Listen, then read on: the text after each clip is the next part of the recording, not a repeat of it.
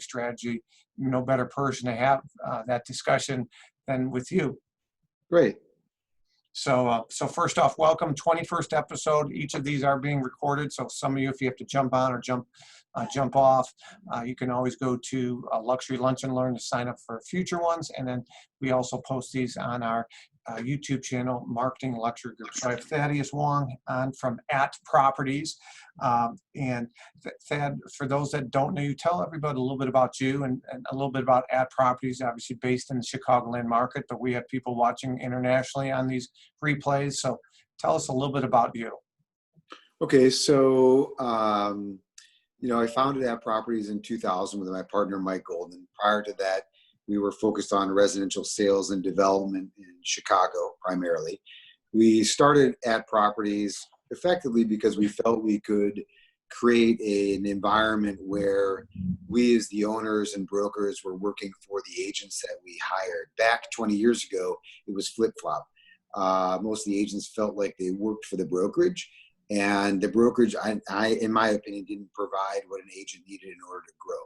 At least they didn't where I worked. And so we wanted to develop a company that would excel in marketing, and later made a decision to excel in technology. So we founded the company in 2000. We started growing quickly, always organically, locally. When the downturn came in 2008, we had already achieved the #1 position in Chicago. So we decided to move to the North Shore, which is the affluent suburbs to the north of Chicago. We have western suburbs, southern suburbs, and northern. And northern is really the largest percentage of affluent suburbs in the Chicagoland region. So by that time, we had become #1 in Chicago, and we really wanted to also become #1 luxury.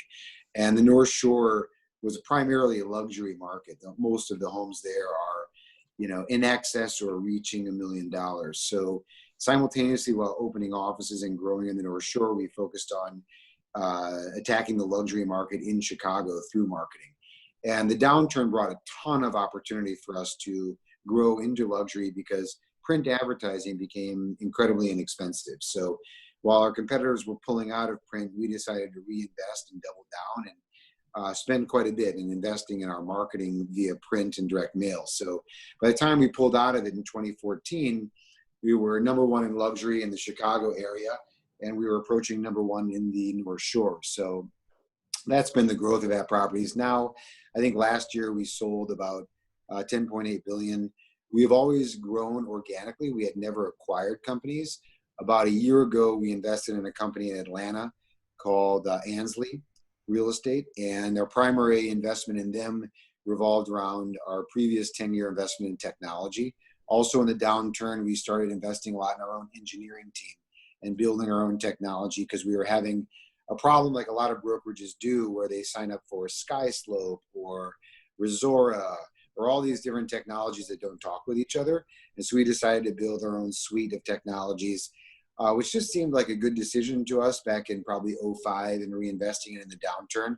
But now it has become, looking back, probably the best decision we've ever made because our technology is one of our greatest assets. So part of the partnership with Ansley and the partnership we just announced yesterday with Nest and those franchises gives us the opportunity to airlift platform, which is the name of our system, and integrate it into other markets. So we first did it in Atlanta and it went very well. Now we'll start doing it throughout the Southeast and probably begin to offer it in additional areas in the Midwest, South, and West Coast. Okay, very good. So great, great history of @Properties. @Properties, correct me if I'm wrong, as far as volume is concerned, #1 in Chicagoland, #1 in Illinois, correct? Yeah. You guys did a Yes. little over $9 billion last year. Is that? Yeah, just under 11. Just under 11 billion. And so between yourself and your partner, obviously recognized for forward thinking, marketing online, and you brought up technology. So when you're talking about, COVID-19, shelter in place, where showings in some parts of the country are more stringent than in Illinois. So Illinois, shelter in place, but real estate is deemed essential. So there are additional disclosures and precautions that buyers, agents, and buyers have to take. But for some of our viewers, they might be in New York or Pennsylvania where, showings are down 90% compared to, we're down about 10% compared to last year at this time. So we're definitely seeing an upward rise in the V, if you will, in the bell curve. Having a strong digital presence, online presence is important. Talk to me a little bit about specifically when an agent markets their listings with At Properties. What are some of the things that is different that At Properties provides, if you wouldn't mind? So we're big believers in digital marketing and the scalability of promotion and the information that's derived from marketing online. So there are a lot of things that our sellers get as a suite of services that are offered to all agents at no charge. One is an outside relationship we have with AdWorks, which allows us to advertise that listing throughout the internet in that geographic region for the first week that that listing is active, and gives us a ton of data on the way back. We also have created our own videography department, which allow our agents to create videos and help promote them online. That helps tremendously with the positioning on Zillow and the amount of eyeballs that a listing actually gets when it first goes active. So we also create, obviously, basic postings that agents can do throughout social media. And we have classes that we've created with training on what are the best things to do once you list a property to promote that property online. Now, of course, the sellers want to find a buyer on that promotion, but in reality, usually the listings are the content that agent uses to generate buyers and also generate more listings. The more an agent promotes their personal listings, the listings of a colleague, the greater recognition they get online, the greater likelihood they get of engagement to find new buyers and sellers, while simultaneously that seller, that listing gets a heck of a lot more promotion. So engaging online is the heartbeat of real estate these days, especially the last 2 months. And I think that we were well equipped for COVID primarily because we focused on it so significantly over the past 10 years. Yeah, that's a great point. Now, you guys announced something with HomeSnap as well, I believe, for properties 700,000 and above. Yeah, so for luxury, we also partnered with HomeSnap. In some of these advertising, we do everything internally that we can as far as the promotion of listings, but oftentimes you can find or you need external resources, or there are benefits and lower costs to large contracts. So we signed large contracts with AdWorks, also HomeSnap. HomeSnap goes to all of our listings over 700,000.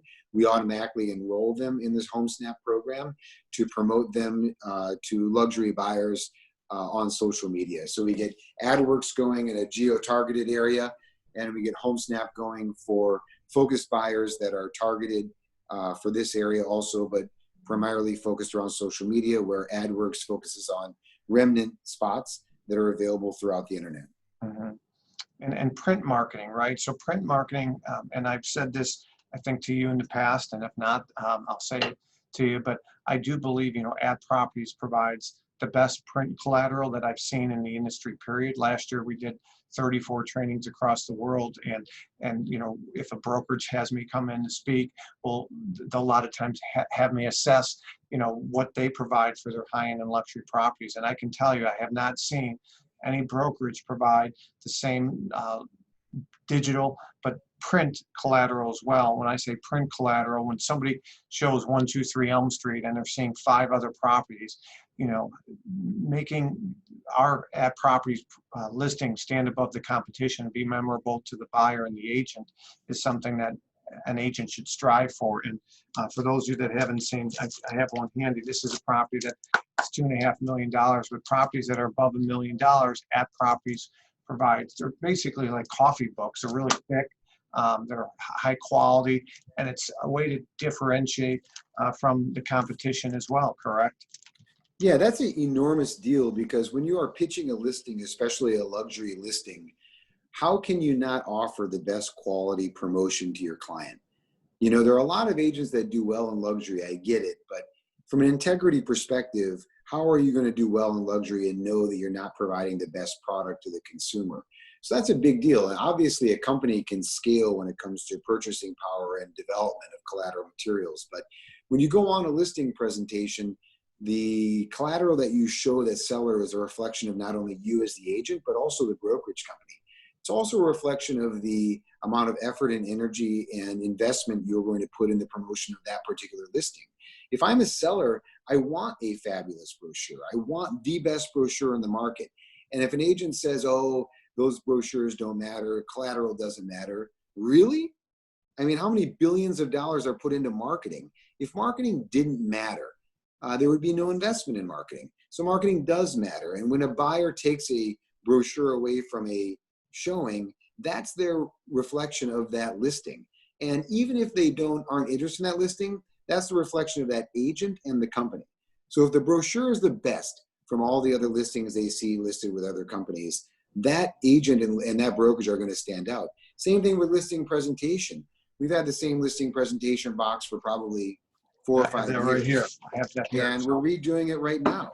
You know, it's still the best on the market, and our agents have a collateral advantage versus their competitors. And my goal is to arm them with the absolutely best material. So if they're not as seasoned as an agent, or they're not as good as an agent they're going up against, at least their material gives them an advantage. So I'd love the seller to say, boy, did I love this other agent, but I took the App Properties agent because I just believed that they were going to market my home more effectively and properly. So right now we're redoing our entire brochure line and listing presentation line only to improve it, which we do every 3 to 5 years. So we'll have a whole new listing presentation, which actually will be better than what we're currently using. So I couldn't believe in marketing more. I think marketing and promotion is a reflection of the listing, which is also a reflection of the agent, which is also a reflection of the brokerage company that that listing agent prefers to work with. So investing in collateral material is a essential requirement, in my opinion, constantly redeveloping and recreating it so it's the absolute best in the market. I don't want any of our agents to bring a brochure or a listing presentation from a competitor that's better than what we have. And if they do, great, because it's going to give us the enthusiasm and the requirement to redevelop something that's even better than what's becoming an excellence in market. That's a great point. The other thing that you're a big believer in is single property websites, individual custom signs in front of the properties with the website displayed, so that they're not going to a third-party website, but they're going back to a single property website that displays only information on that property, and they won't be redirected elsewhere, correct? Yeah, the leads for luxury properties should be driven to the luxury agent that listed that property. In my opinion, there's nobody more capable to answer questions about that listing than the listing agent. And if I'm a luxury seller, I want my listing agent generating those leads because I want them focused on converting those leads to sell my home. So if you take a lead and you have a sign that goes to a company phone number, or it goes to a company website, or there's no information on the website and it goes to Zillow, it gets driven to another agent to respond to that inquiry, are you giving the best product to the seller? So I do believe on every sign it needs to be custom, that there should be not only the agent's name, the agent's mobile number, the agent's email address, as well as a property specific website, so that all of the information on that sign is being directed to only that particular listing and only that particular listing agent. It shouldn't be used as a way to generate floor calls or leads for the company. It should be used as a way to generate leads for the seller, because that seller is who effectively is paying for that sign. Great point. So if you, those that are watching visually can imagine, sometimes you'll see sign riders that hang from the bottom of the sign or the top of the sign. What that is referring to is they have one all-in-one sign that has the URL printed on the actual sign. So every sign that goes in the ground has been custom made for that property with the website on there. Not a rider, but actually in the sign. It's very unique. And I have not seen that done elsewhere. So well, we've always referred to a property's signage as its smile. You know, a good smile goes a long way, and it's the first introduction of yourself to another person. And when somebody's driving by and they see that sign, that's the property's smile. It has to be perfect. It has to have a lot of investment in orthodontia, and it's got to be attractive. And if it's not, it's like every other funky real estate sign that's leaning to the side and has 3 riders on it, and it says, "I'm pretty inside." Right. Honey, stop the car. Yeah. Good point. Good point. So we've had, various guests on from different markets. Friday, I'm going to have the president of the Ontario Real Estate Association on talking about, how they're kind of adapting and what their market's looking like. compared to pre-COVID, if you will. Talk to me a little bit about, and I'm not putting you on the spot as far as percentages, but what are you seeing overall in the Chicagoland market? Here we are, the 27th of May, compared to, maybe a year ago, and when do you see things loosening up a little bit, or are they loosening up? I know downtown is a different animal with shelter in place than perhaps the suburbs. So talk to me a little bit about what you see happening. Well, I will tell you, I'm ecstatic. We prepared for the worst. When this happened and shelter in place was applied, we rebudgeted for a 90% reduction in volume. And I was terrified because, that's significant for any brokerage company. The good news is on those situations is we're all dealing with the same market. And I like that because I consider that a competitive advantage. When everyone's dealing with the same impact, it's okay. It's if you're dealing with something on your own and nobody else is when it becomes a problem. So we started sailing downwards and we really bottomed it out. We had a few days, a few weeks where we were down about 50% based on our projections for the year pre-COVID. The year started out amazingly well. We looked at a record-breaking year. But what happened is about 3.5 weeks ago, we bottomed out. And we bottomed out at about 54% of projected volume that we had this year pre-COVID. And we started swinging it back quickly, whereas last week we actually had individual days where we closed more and listed more properties than we had projected pre-20. So we were down cumulatively about 27% right now, 27 to 30%, which I'm incredibly happy with. And what we found and what we project is that we'll have a very strong summer. People have been locked in their houses and they now view the home as a significantly more valuable asset than they did in the past. What's interesting about it is less of an investment and much more so of an investment in family and in yourself, but less of a financial investment. So the bonus of the fact that it's a strong financial investment is only going to carry, I think, this market significantly further. So I think we'll have a record summer. I think instead of having people go on vacations, they're going to be looking at homes. I think we'll have a migration from families from the city, not all of them, but a decent percentage of them into the suburbs where they have more space. I think we'll also see millennials that have been renting 500 square foot studios for $1,700 in the city starting to realize they can buy significantly more space in entry-level condos in the city. And we'll see a big movement up, and we'll actually see appreciation. In most recessions and most downturns, aside from '08, you've seen appreciation in hard assets. And real estate is a hard asset. So the bonus is you get to live in it, you get to enjoy it, it will appreciate, you can lock in low interest rates. And so it's actually the best investment you can make right now. So we're incredibly optimistic and bullish. Nobody is happy that COVID happened, but the results of it in the real estate market, I think, will be a renewed energy into the home. I think it will lift some of those homes we had that were considered too big. And now people, when they're at home with their family for 2 months, they can't have enough space. So I think that we're looking very positively. I think that's regionally. New York might have some issues where it's incredibly dense. California may have some issues where it's incredibly expensive. But in our market, in reality, we see green pastures and roses for the coming 2, 3, 4 years. I'm very much looking forward to the market moving forward. That's great intel. Good statistics you shared there. And would you agree that you were talking about the home? People are assessing, what's important in a home totally different today than pre-COVID, right? So whether it be his and her or multiple home offices, outdoor space is important. I'm going to be putting a home in a private network shortly that's got an indoor pool. And this gentleman was thinking about putting the home on in March before all of this, and then he was going to pause and wait until 2021. And I just said, hey, there's some certain aspects of your home now that I think make it more attractive based on, what just happened, i.e.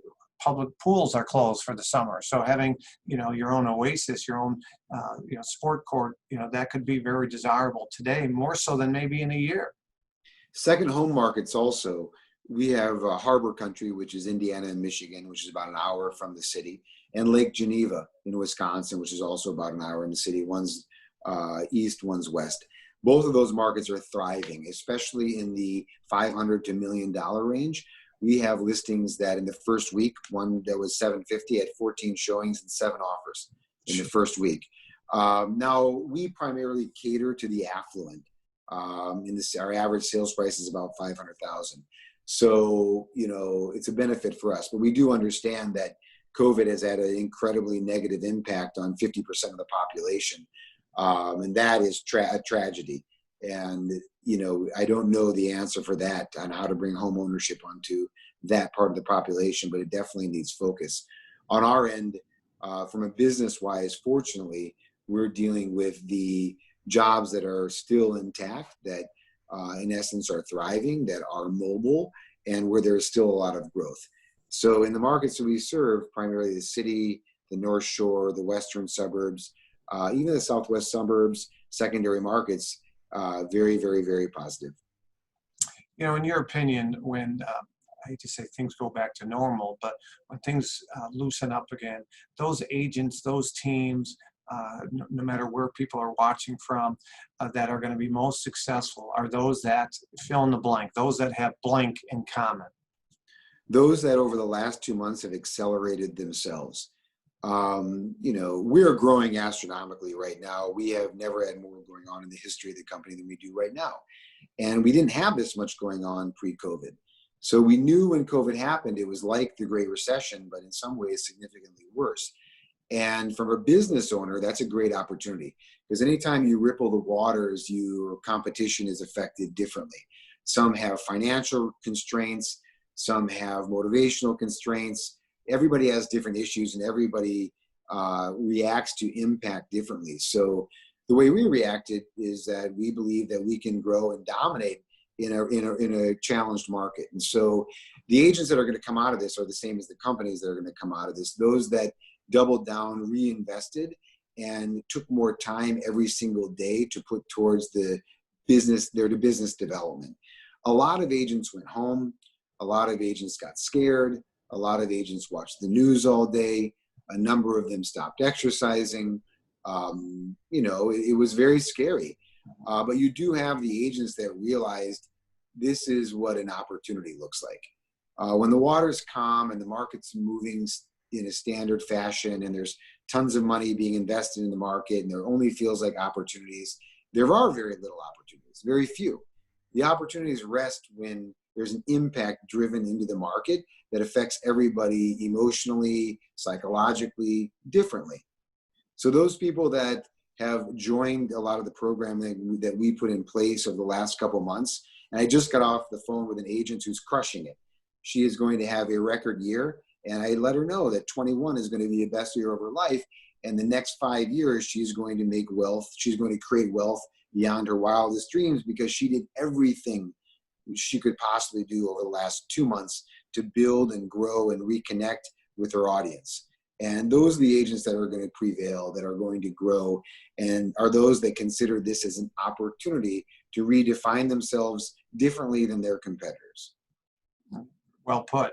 Talk to me about this psychological, like, what do you recommend, to those agents, those broker owners, to stay sharp but stay positive, right? Because you mentioned the news, the doom and gloom. I tell agents all the time, garbage in, garbage stays. So what are you feeding your brain? So talk to me a little bit about what and your wife is very successful in real estate. So what are you doing as a business owner, as an entrepreneur? What tips or suggestions would you have for those watching to stay positive when there's a lot of uncertainty out there?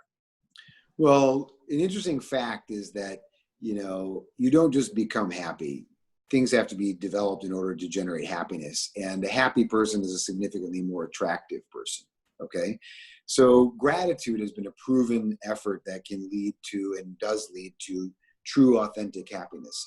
So a big part of our training involves a morning started with gratitude, meaning that you list 3 to 5 things that you are grateful for, you meditate on them, and that generates a greater happiness. And when you're happier, you're more productive, you're more impactful, your relationships are improved. So that piece of it personally is very important, that I am always focused on what I have to be grateful for. I don't believe in pessimism. I like sarcasm as a sense of humor, but it's an easy form of humor because it doesn't entail any intelligence. And so it's easy to get laughs, but sarcasm is incredibly destructive, and cynicism. So really focusing on gratitude and happiness and relationship development.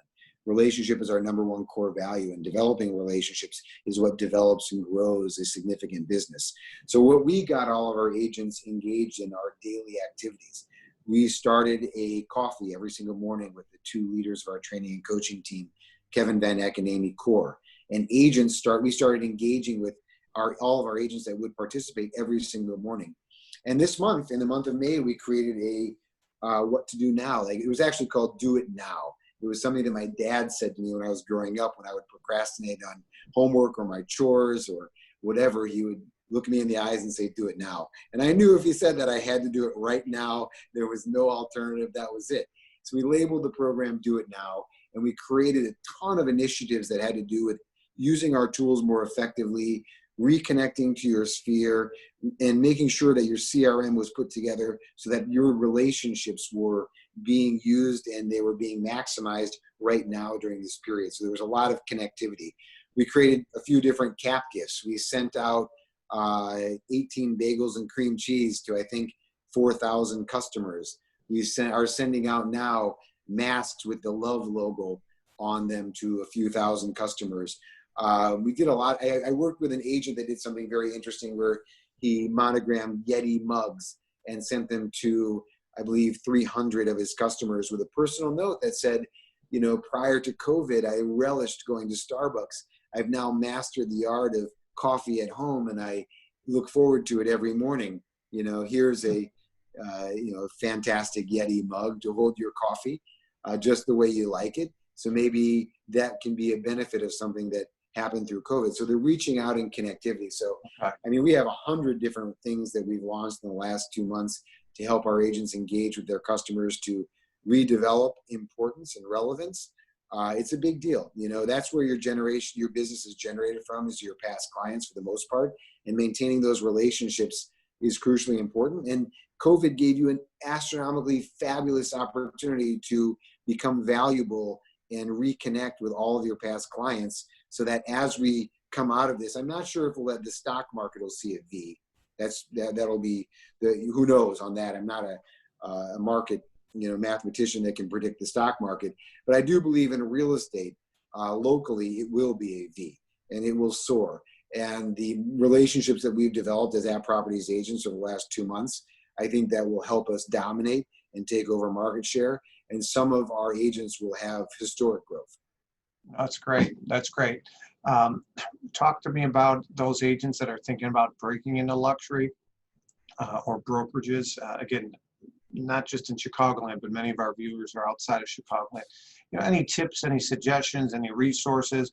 You know, obviously App Properties got a great network, not just from a brokerage standpoint, but you're also part of leading real estate companies of the world, and you have the additional exposure and support for properties that are $1 million and above because the partnership with Luxury Portfolio.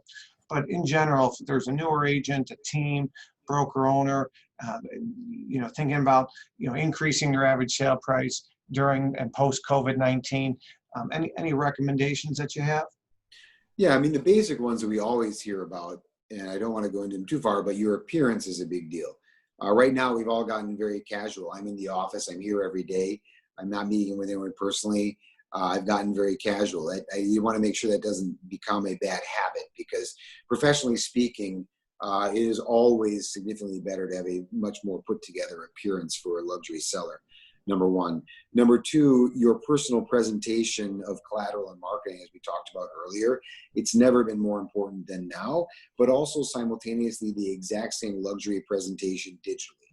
So a lot of agents feel like they want to get by not providing the seller with a floor plan, with a virtual walkthrough, with a video. Now more than ever, sellers want the showing to be as meaningful as possible. And if you're able to promote a listing at its highest level with all of that information, you're not going to get somebody just coming by the house to waste your time or your seller's time. You're going to get somebody that's really interested. So providing that product and marketing that. I don't think it's that difficult to break into luxury right now. It's difficult to break into those relationships that lock it down. But I think that even a lot of the agents that control the luxury market are not providing the best product necessarily to the consumer.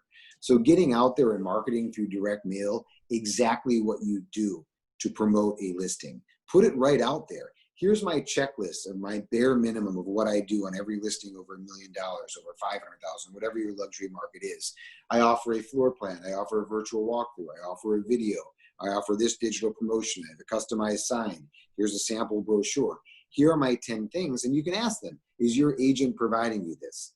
That's how you break in. You raise the bar. It's how At Properties broke into real estate, how we broke into luxury, how hopefully we'll break into the technology and software side, is we raise the bar against our competition. We provide the best product, we provide the best communication, and we are the most professional image. And so we give off the image of that the seller wants from their property, which is somebody professional and giving off the best presentation of their product. That's great. I think that's probably a perfect place to end. If anybody has questions about At Properties or they want additional information, Thad, where should we direct them? You can go to atproperties.com. You can reach out to any of us in the management team. If you have any questions, reach out to any of our agents. We're an open book and we're very available. I'm a big believer in availability and responsiveness, so someone will get back to you very quickly. That's awesome. And I guess this question just came up for me. The at symbol, At Properties, what went into that 20 years ago? It was interesting because when we developed the company, we didn't have a budget for marketing.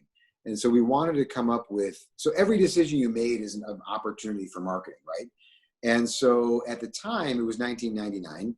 And, the internet was in full bloom. It was the internet bubble. People were just getting email. And I thought, wow, if we can come up with a name where every time somebody hits the at sign when sending an email, they can think of us in real estate, that would be the best mnemonic device ever. There couldn't be any better free marketing than that. So we knew that. And then I was holiday shopping in Bloomingdale's, and the at signs were on the bulbs on the Christmas trees. And that was sort of a divine direction that we were heading in making a good decision. And so that just cemented it. And we decided to come up with At Properties. It was difficult in the beginning because when people called directory assistance for phone numbers, they would say the at, they didn't know the at sign. It's not the ampersand, it's the at sign. And that was very difficult, but we made it through it, and it ended up being a good decision that for a short period of time, maybe a year and a half, we questioned whether or not it was a bad decision. Sure. Interesting. Well, there we go. First time I've heard that story. Thanks for sharing. You're welcome. Awesome. So, hey, for those of you that are watching, I don't have any questions, I don't believe here. Let me see. Yeah, no questions. So Jennifer, I'll get back to you about the designation class after this. But every Monday, Wednesday, Friday, tune in. This Friday, we have Sean Morrison, the president of Ontario Real Estate Association. Next week, I have Stephen Swinepool on. I have a top luxury agent from Arizona on. These replays can always be found on YouTube. Go to Marketing Luxury Group, our YouTube channel, or our free Facebook group. Under groups, go to Luxury Listing. My name is Michael LaFido. This is the 21st episode, Thad. I appreciate it. I know, especially this week with the announcement of the partnership with Nest, which allows additional exposure and relationship. I'm sure you're getting pulled in a lot of different ways, so I really appreciate your time today. Anytime, whatever I can do to be helpful. All right, appreciate it, everybody. Have a great day. Prove others wrong and go make somebody's day. Enjoy, Mike. All right.